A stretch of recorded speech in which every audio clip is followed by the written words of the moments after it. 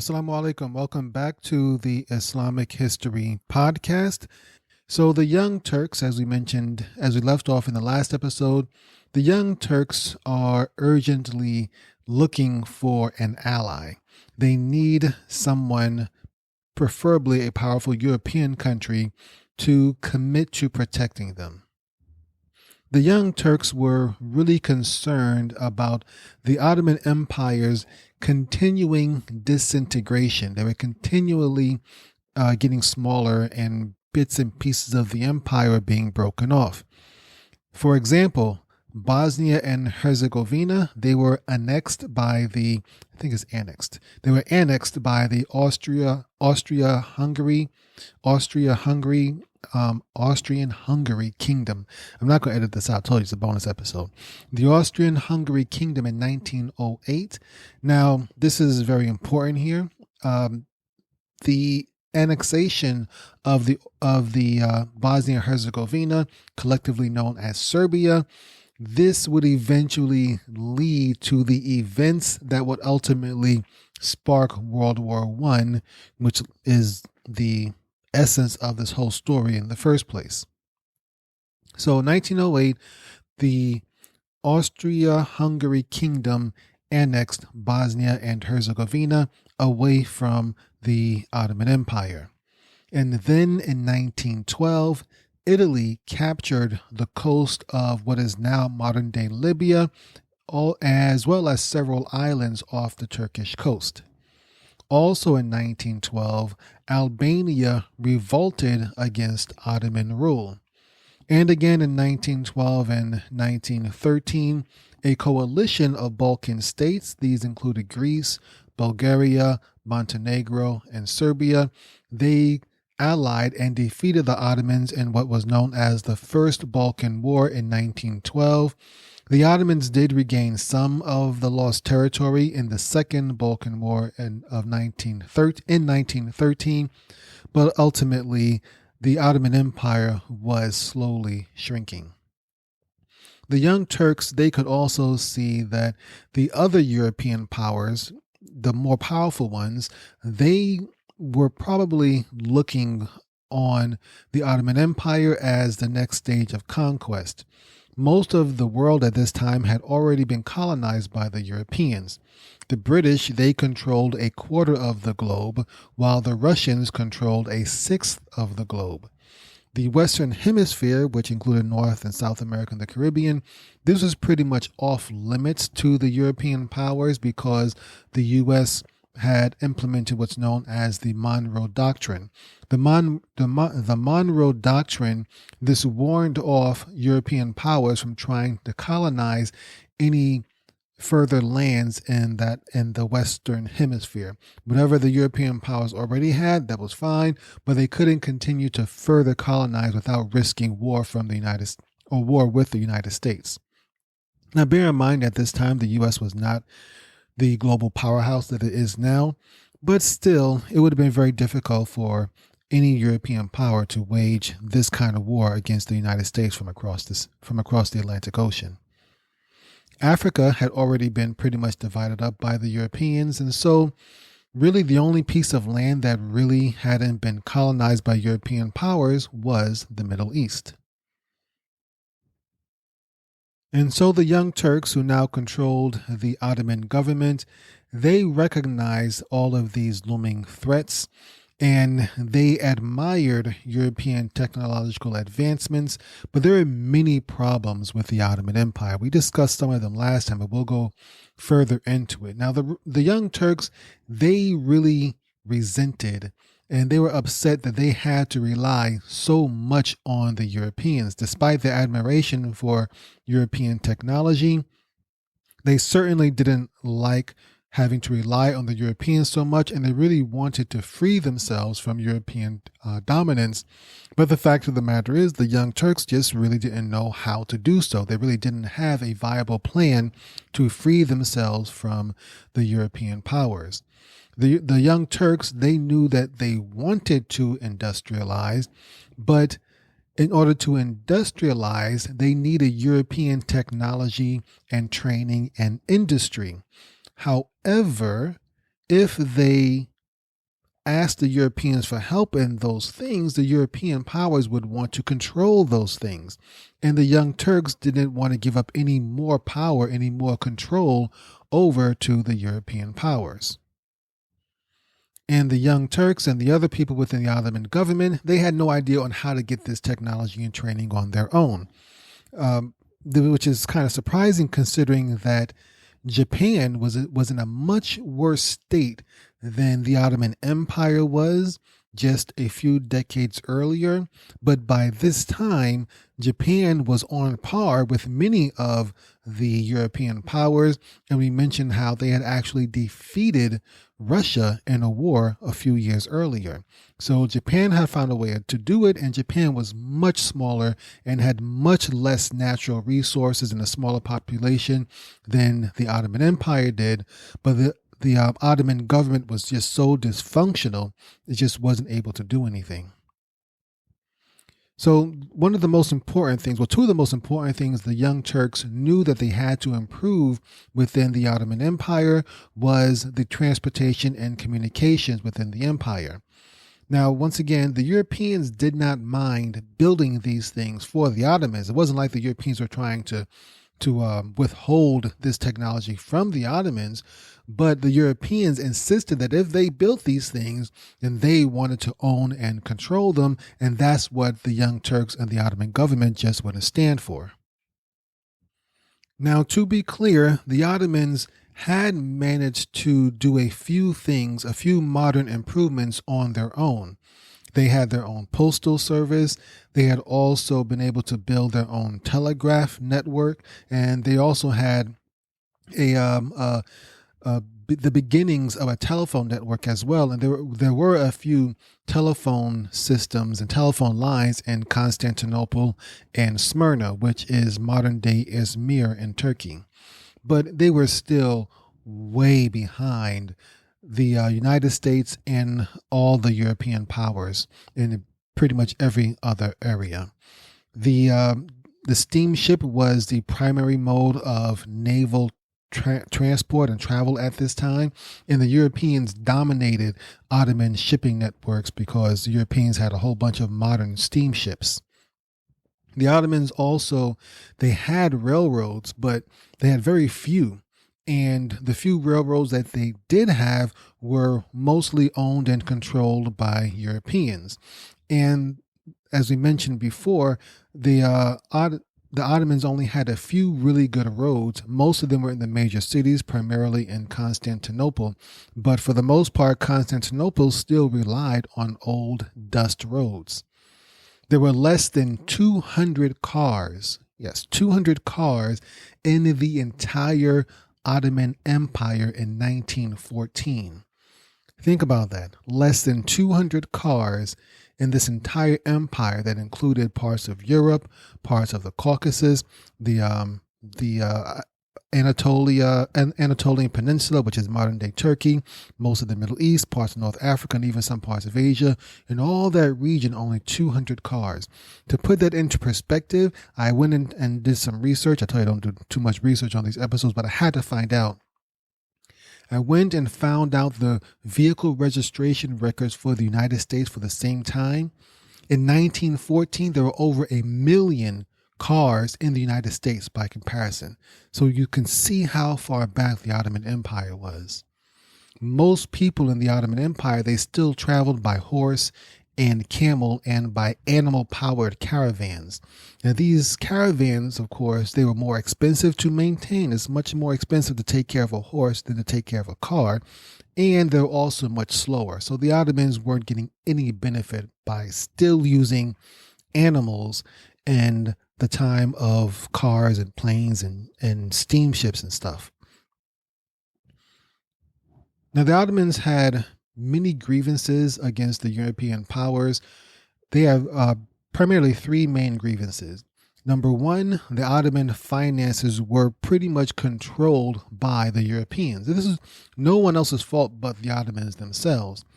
They had defaulted on a $1 billion loan back in 1875 and this loan, of course, was from the European powers.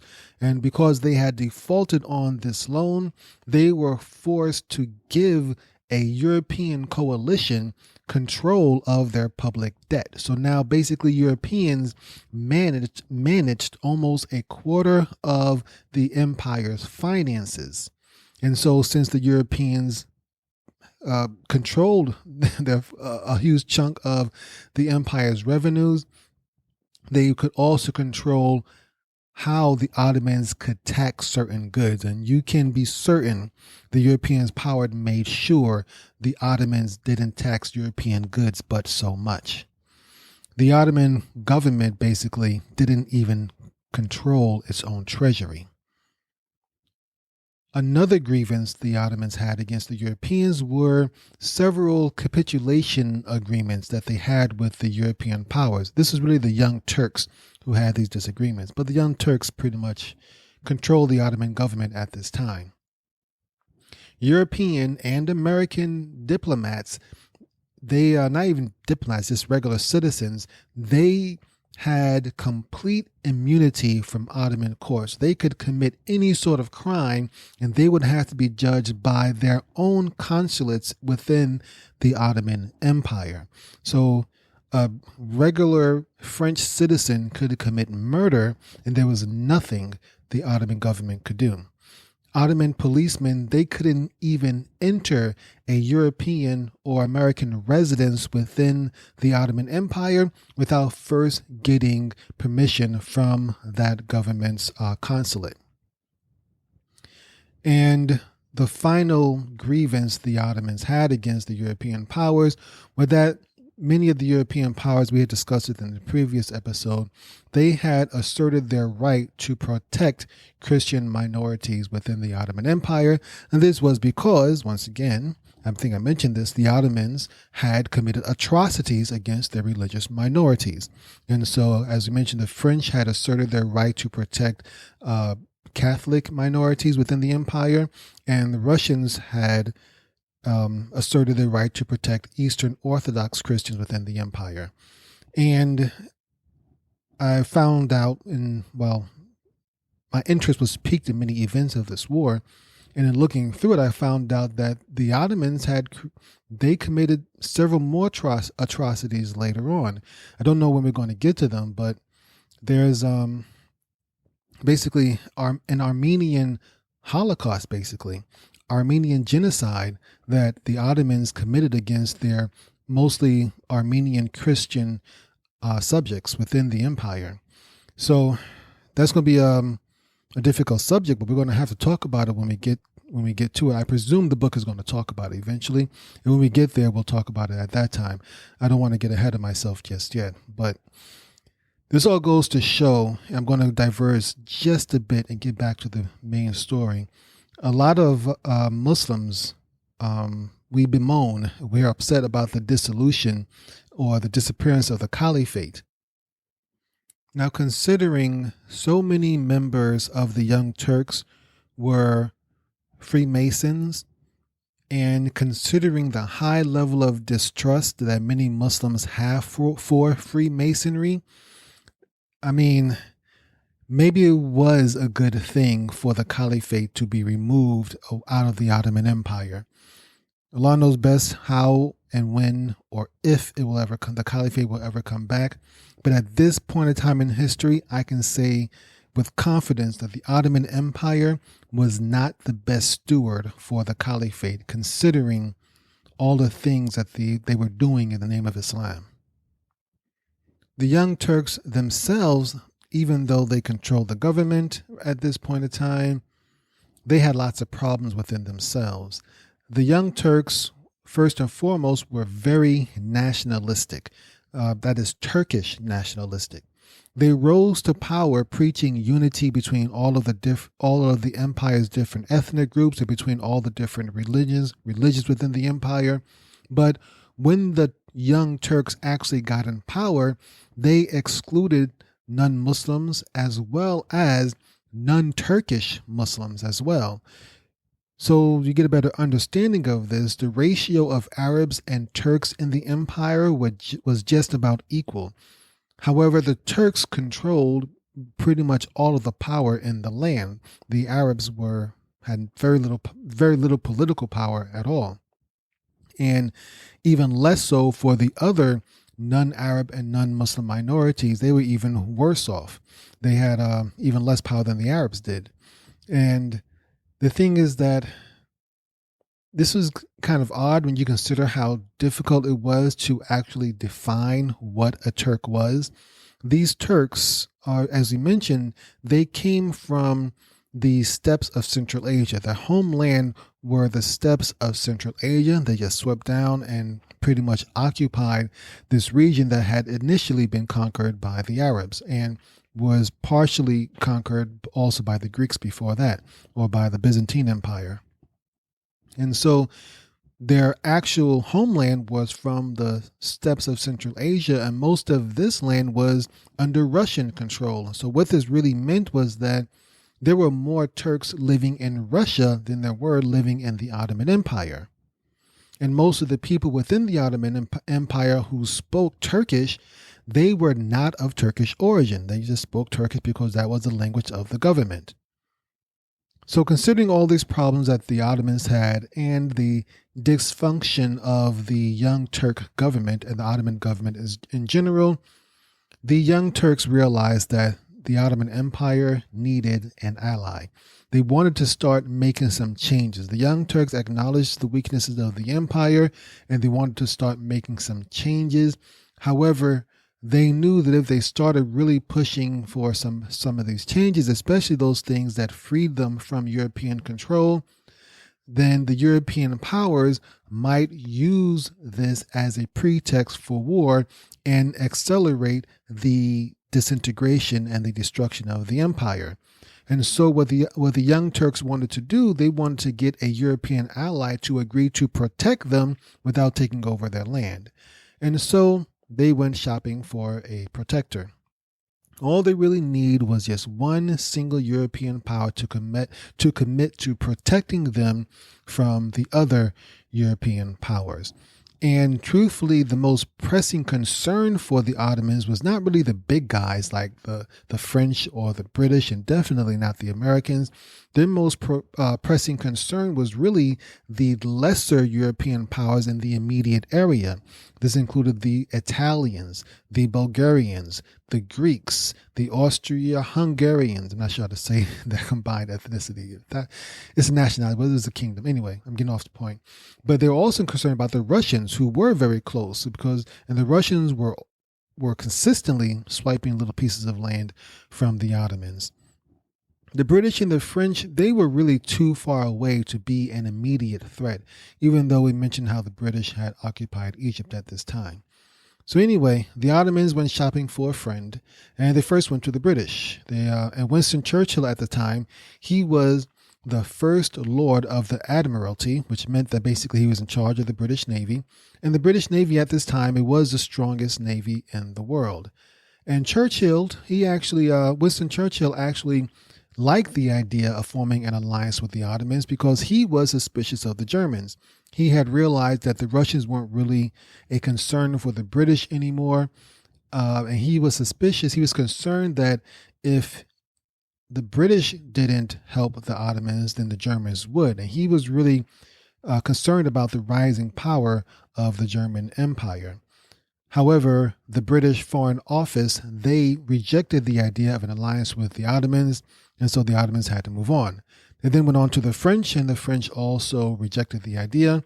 And then, for some odd reason, the Ottomans went to the Russians, and the Russians also rejected the idea. And that was really stupid of them. I hate to say it like that. But the Russians were probably the most dangerous of all the allies. They were big, they were fairly strong, and they were the closest one to the Ottoman Empire. The British and the French, they were kind of far away. It would take a lot for the British and the French to really launch a full-scale invasion, but the Russians could do it because they shared borders with the Ottomans, and they were actually pretty strong, at least compared to the Ottomans. Remember, the Russians had been beat by the Japanese a few years earlier. But compared to the Ottomans and their 200 cars, the Russians had a significant advantage. Finally, the Ottomans did exactly what Winston Churchill had feared, and they went to the German ambassador in Constantinople and suggested an alliance, and the Germans also turned them down. And while the Young Turks was doing all of this searching and looking for an ally, war began to appear on the horizon. The beginning of World War I began to show, and the signs were beginning to pop up all over the place. I'm not going to give you a full rundown of the events leading to World War I. Suffice it to say, a very brief rundown will do. An Austria-Hungarian prince was killed in Serbia. I think his name was Prince Ferdinand, I believe. He was killed in Serbia after he was basically assassinated. Not assassinated, he was actually killed. When I say assassinated, I meant not to give you a full rundown. Basically, some Serbian anarchist groups, they plotted to kill the prince, but they failed, and they wound up killing him later on when the opportunity just happened to pop up in their face. They happened to kill him. So the actual assassination attempt failed, and they wound up killing him later on by sheer luck and coincidence. Anyway, Austria-Hungary has sent an ultimatum to Serbia, and the ultimatum was, they basically had two requests of the Serbians. They had to allow Austria-Hungary to investigate the prince's death, and then Serbia had to take action and root out the terrorist cells that were responsible for the prince's death. And this ultimatum was designed so that Serbia would have no choice but to reject it. And because of the wording of the ultimatum, everyone in Europe, all the European powers, the European governments, they could kind of see that war would almost certainly break out in Europe. And this was because that, as I mentioned, the ultimatum was designed so that the Serbians would have to reject it just out of honor and to maintain their sovereignty. Furthermore, everyone knew that even if the Serbians had accepted it, most likely the Austria-Hungarian kingdom would have found some other reason to go to war to them. Everyone knew that this was just a pretext for war by the Austria-Hungarian kingdom. So Winston Churchill in 1914, while all these events are happening, he's 39 years old and he sees that war is on the horizon. As we mentioned, he was the Lord Admiralty. He was the first Lord of the Admiralty, meaning he was in charge of Britain's Navy. He had basically worked his way to the top. He had lots of energy and lots of talents, and he had fought his way to the top of the British government. But in doing so, of course, he had made several enemies who thought that he was too young for such a high position. He was also known to be very belligerent and coarse in his speech, and so he made a lot of enemies. A lot of people grumbled about him, about the way he acted. And he was also prone to be very noisy and get into heated arguments and yell about all sorts of things. But then he was also known to be very flaky and change his mind at a drop of a hat. Another thing about Churchill, as we'll see later on, he was a bit of a warmonger. He had been a soldier within the British Army in Sudan, Cuba, and India. And he had also been a prisoner of war in South Africa. He achieved this position where he was at the beginning of World War I, when he was 36 years old, 3 years before this whole thing started. And during his time as the first Lord of the Admiralty, he had modernized and upgraded Britain's Navy. And at this point in time, he was concerned about the signs of war about to break out in Europe. And so he decided to confiscate two of the Ottoman warships. Let me explain that real quick. The British had contracted to build modern warships called dreadnoughts for several nations, and one of them was the Ottoman Empire. And the Ottoman Empire had gone through a whole lot of trouble to raise the money for these two ships. And these two modern warships, they were a source of national pride, and the Ottomans really needed them to counter the Greeks and the Russians, who they viewed as their closest enemies in the area. So the Ottomans were really hoping for the British to deliver on these two ships that they had paid, bought, and ordered. And the dreadnoughts, these two ships, they were supposed to be delivered to the Ottomans in August 1914. However, by July 28th, 3 days before that, By July 28th, 1914, Serbia had not yet responded to Austria-Hungary's ultimatum. And so, since Serbia had not responded yet, Austria-Hungary began preparing for war against Serbia. Russia had an agreement to protect Serbia, and they also began mobilizing for war. Germany had an alliance with Austria-Hungary, and Germany also began preparing for war. France had an alliance with Russia, and France also began preparing for war.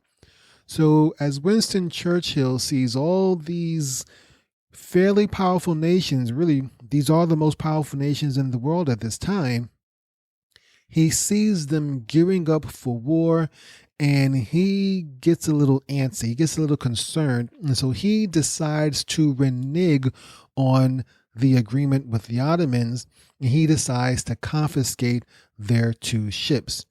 So really, at this point in time, the British weren't really sure if they were going to enter the war or not. And I won't get into the details of how they entered the war, but at this point in time, as all these different nations are preparing for war, Britain is really in a state of confusion. They're not sure if they're going to enter the war. They don't know how things are going to play out, but they are concerned about the way things are going. So one thing was for sure, though, was that Winston Churchill did not trust the Germans at all. And the German Navy was about the same size as the British, and perhaps the only navy in the world that could go toe-to-toe with the British. So with these things in mind, Winston Churchill felt it was justified to confiscate these 2 dreadnoughts that he had promised to the Ottomans because he believed it would help to give the British the advantage. However, when he proposed this idea to the British Parliament, they shot it down and they ordered Churchill to deliver the ships to the Ottomans. At this point in time, Britain was not yet in the war. The Ottomans had not declared war on the British, and so the British had no justification for seizing the Ottoman ships that they had promised. However, Winston Churchill decided to go against these orders, and he confiscated the ships anyway. He didn't outright confiscate them. He just delayed the deliverance, but essentially he confiscated them. He just didn't put it into words. And so with this in mind, with the way things played out later on, however, historians, maybe revisionist historians, they praised Churchill for doing this, for defying the British Parliament. And this is probably after World War II, when Winston Churchill had been lionized and made into this great hero. This is probably after that point in time. He was recognized and praised for thinking ahead, because, as we of course know, the Ottomans did ultimately enter the war. But we're not there yet. So Winston Churchill is delaying the deliverance of these 2 dreadnoughts, and the Ottomans, they begin to get suspicious. They're expecting the ships to be coming into their harbor any moment now. The Ottomans had not, declared war on anybody, but they could kind of tell that things were going on, and they keep asking the British, where are our ships? Where are our ships? And the British keep giving them excuses. And the Ottomans, they kind of put 2 and 2 together, and they realized by July 31st, they realized that Churchill had actually confiscated their ships and he wasn't about to hand them over. And so with this in mind, the Ottomans are now considering their options. The Germans, on the other hand, they are beginning to reconsider an alliance with the Ottomans themselves. Most German government officials did not really want an alliance with the Ottomans. Like most European nations, the Germans, they had their doubts about the ability of the Ottomans to actually wage a modern war. And however, other people within the German government, as war was beginning to brew all over Europe, they could see that Germany was about to fight a 2-pronged war. They would have to fight France on the west and Russia on the east. And that was going to be a very difficult thing to execute. And so there were some people within the German government who really wanted and began to reconsider an alliance with the Ottomans because they thought, at the very least, it would be a good idea to have an ally on Russia's southern border. The Ottomans, for their part, they didn't want to get involved in the war. They knew they didn't stand a chance against any of the stronger European powers. But at the same time, at this time of the war, as it hadn't really started yet, people were just a lot of saber rattling and declarations and mobilizations and stuff, but not actually shooting just yet. At this time, everyone kind of expected the war to be over in a few months. No one expected it to turn into the ridiculous slog that it ultimately turned into. So the Ottomans bought into that same thinking, believing that the war would be over very quickly.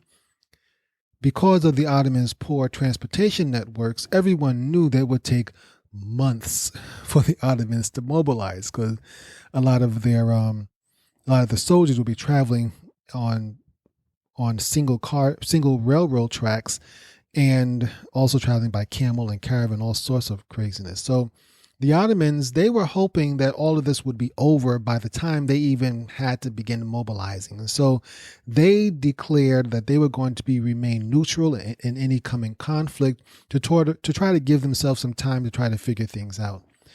And the Ottomans, they used this time and used this declaration of neutrality to their advantage. Now, the Ottomans, they really did want German protection. So they were able to convince the Ottomans wanted protection, and certain members within the German government, they wanted an ally on the Russian southern border. And so on August 1st, 1914, the Ottomans and the Germans, they actually did sign a treaty. And the Germans agreed to protect the empire, the Ottoman Empire, from foreign threats, whereas the Ottomans agreed to remain neutral in this coming conflict. However, they did agree to assist Germany if Germany was obligated to enter the war. This is where technicalities and treaties come in, and I'll try to explain it as best as I can. By this time, August 1st, 1914, Germany had already declared war on Russia. Ottomans knew it, the Germans knew it, everybody knew it. However, the Germans were not obligated to fight the Russians. They declared war on the Russians. They had an alliance with the Austria-Hungary Empire, but it was a defensive pact. At this time, the Russians hadn't actually attacked the Austria-Hungarians, and so there was no real need for Germany to get into the war. Germany instead declared war on Russia because they felt it was the right thing to do. So technically speaking, the Ottomans were not obligated to join the war in order to assist Germany. And so many historians wonder, why did Germany even agree to an alliance with the Ottomans? After all, the Germans, they knew the limitations of the Ottoman forces. The Germans had been advising the Ottoman military for years.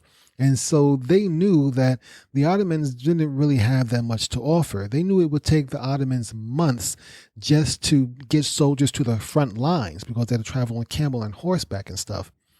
In fact, the German chancellor, which is like a president, the German chancellor, he had ordered the Germans to refuse any treaty with the Ottomans unless the Ottomans were able to take serious actions against the Russians.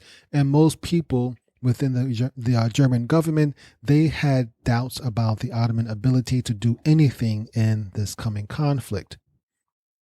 So this makes some historians wonder, why did the Germans agree to an alliance? What did the Ottomans have to offer? If they all knew that the Ottomans were really too weak to take on any of these powers, what did the Ottomans offer to convince the Germans to enter into an alliance? There is evidence that the Ottomans, or the Young Turks more precisely, they offered to give the Germans their two ships that had been confiscated by the British. but the Ottomans were offering something that they really couldn't provide. The Ottomans knew by July 31st that Winston Churchill had confiscated the 2 ships he had promised them. However, the Germans and the Ottomans, they entered into their treaty on August 1st, so just one day ahead. So there's some people who believe that the Young Turks offered these 2 ships knowing that they had already been confiscated by the British and that they would not have to actually deliver on them, because by the time the Ottomans were obligated to come into the war or deliver the ships, the Young Turks could simply say, well, the British seized the ships after the war broke out, and so we weren't able to deliver them. And the Germans, however, would still be obligated to hold up their part of the treaty and defend the Ottoman Empire. That's one idea about how the Ottomans, or the Young Turks actually, were able to get the Germans to agree to an alliance. So, well, in any case, the Young Turks, they continued to collaborate with the German officials in Constantinople. They convinced the Germans to send 2 warships that had been stationed, 2 German warships that had been stationed off the coast of North Africa. They had convinced the Germans to send those to protect the Turkish coastlines. Other members within the Young Turks, however, they did not like this idea. Other members of the Young Turk government, they vetoed it. They didn't want to appear to be on Germany's side, and they really did want to remain neutral. We spoke about how there are different factions within the Young Turk movement, or whatever it was, and there were some who wanted to remain neutral, others, however, who did not. In any case, the majority of them seemed to veto this idea, and when the German government found out about the veto, they told their admiral in off the North African coast to stay put, because the Young Turks, or the Turkish government, had rejected the idea. Nonetheless, the German admiral, he decided to ignore his orders, and he decided to bring those 2 ships to Turkey anyway. So when these 2 German ships reached the Ottoman seas, basically the Strait of Dardanelles, the Ottomans had to make the best use of it. And so the Ottomans, at first they refused to allow the German ships through the Strait of Dardanelles. They were still trying to appear neutral. Meanwhile, these 2 German ships that had gone from North Africa to Turkey, they were being pursued by a British fleet that was just a little bit behind them. And so the Ottomans used this difficult situation that the Germans were in to their advantage. They demanded that the Germans give them some concessions in order for the Turks to allow these 2 German ships through the Dardanelles. You need to take a look at the Strait of Dardanelles on a map or something so you can see where it is and the strategic role it would play in any war in this part of the world. So the concessions, the demands that the Ottomans made of the Germans, they wanted the Germans to eliminate the capitulation agreements. We spoke about those earlier. And they also wanted the Germans to promise a share of the spoils of war if the Axis powers won the war. At first, the Germans refused to give up any of these things, but ultimately, because their 2 ships were about to be destroyed by the British fleet, they had to give in. They agreed. And so with that, the Ottomans allowed the German ships to enter their seas, their naval area. And so once the German ships were within Turkish territory, or Ottoman territory, the Ottomans continued to push the advantage. They suggested that the Germans sell them their ships. And at first, of course, the Germans refused once again.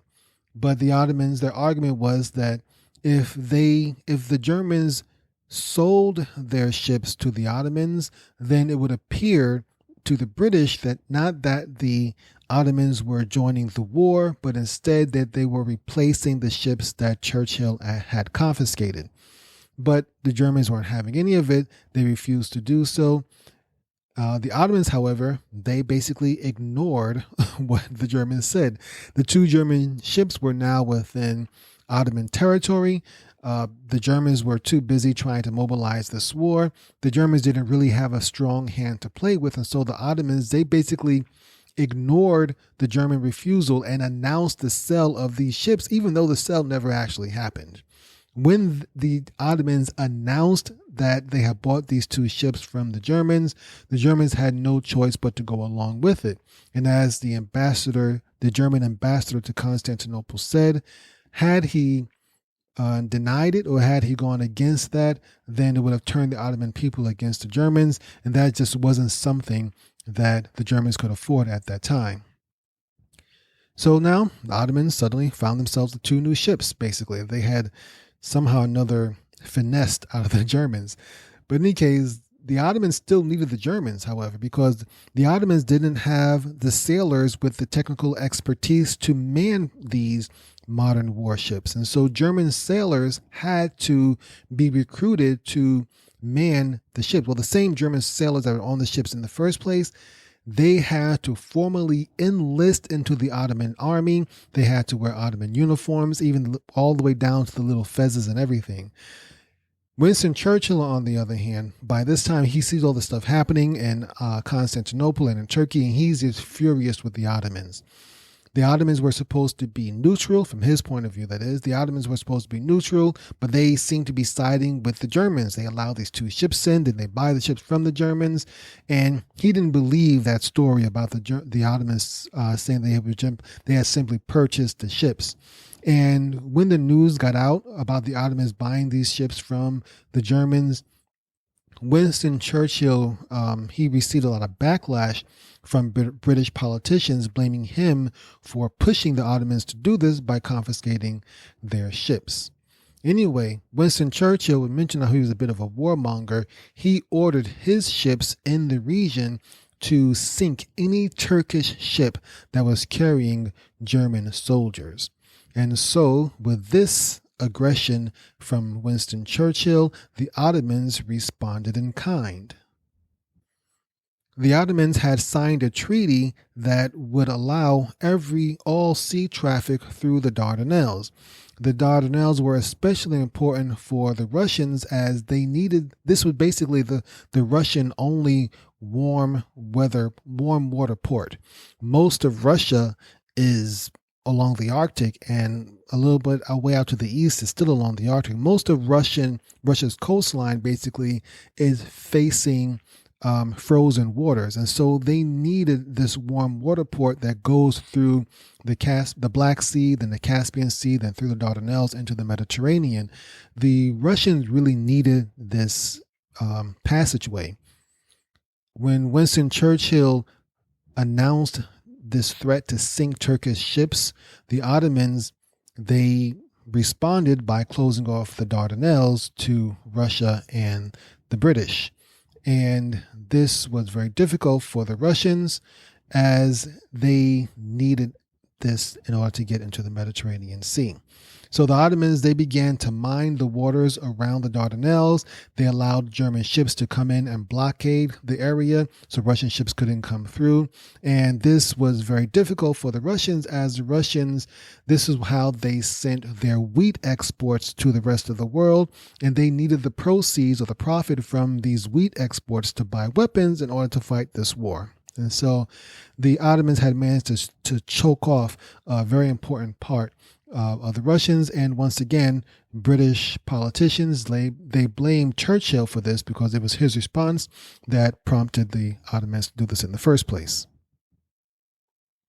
So for Churchill, he could see that the Ottomans, or he believed at least that the Ottomans were steadily moving more towards the German side, but no one had officially declared war yet, at least between the Ottomans and the British.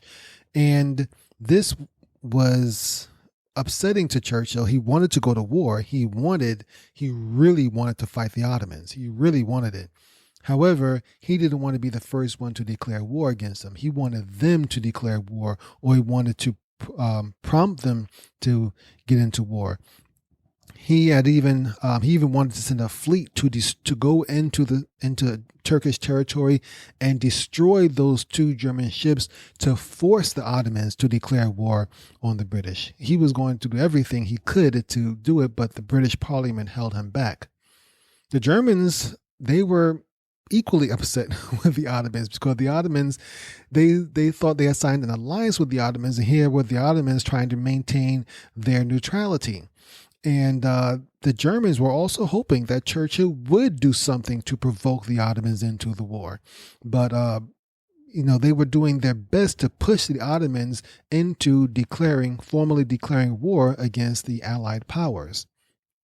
At this point in time, it was now getting into September or so, September 1914, the Germans were beginning to realize that this wouldn't be a quick war, that this might be a very long and drawn out fight. And so the Germans were hoping that the British actually would do something to force the Ottomans into the fight. However, the Young Turks, who controlled the Ottoman government, they insisted that they would only join the fight if Bulgaria joined them in the fight. The reason being is that the Ottomans would have to first cross over Bulgarian land to even fight in Europe, so they needed Bulgarian cooperation. But also the Ottomans had recently fought wars against Bulgaria, and they were afraid that if they sent their soldiers away, Bulgaria might use this as an opportunity to attack the empire when it was weak. However, Bulgaria resisted Turkish attempts to try to draw them into the war. So the Germans were pushing the Turks were pushing the Bulgarians said, no, we don't really want to join this war. All the Bulgarians did was sign a very limited defensive agreement that really wouldn't do the Ottomans nor the Germans any good. So the German ambassador, he is out of his wits. He is very upset he's being pulled in lots of different directions. His government is telling him to push the Ottomans, push the Turks into the war. Meanwhile, the Turks are resisting and saying we don't want to join the war. He begs and pleads with the Young Turk leaders, but none of them really listen to them. He tried to explain to his own government how difficult it would be for the Ottomans to even field an army and even mobilize for war.